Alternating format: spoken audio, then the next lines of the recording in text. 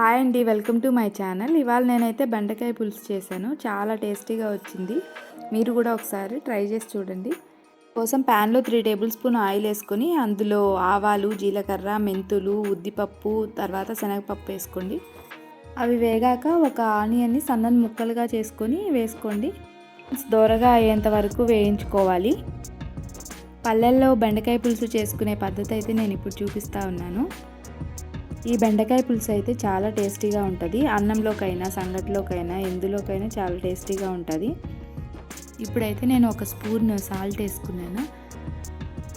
Onions వేగాక 2 టమోటాలు అయితే తీసుకొని వాటిని మిక్సీ పట్టుకొని ఆ జ్యూస్ని అయితే ఇందులో వేసుకోవాలి.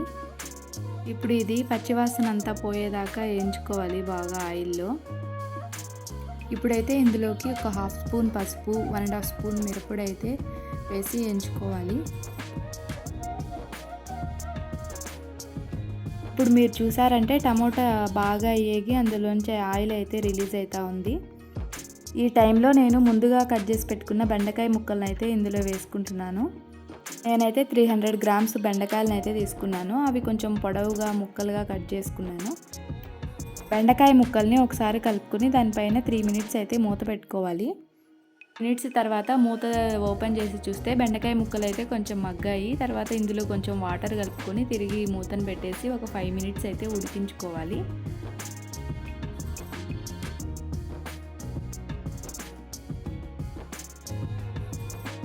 తర్వాత ఇందులోకి నేను ఒక హాఫ్ తెల్లగడ్డని, ఒక స్పూన్ కొబ్బరిని అయితే మిక్సీ పట్టుకొని అందులో వేసుకున్నాను. ఈ తెల్లగడ్డ కొబ్బరి పేస్ట్ వేయడం వల్ల అయితే పులుసుకి అయితే చాలా టేస్ట్ వస్తుంది.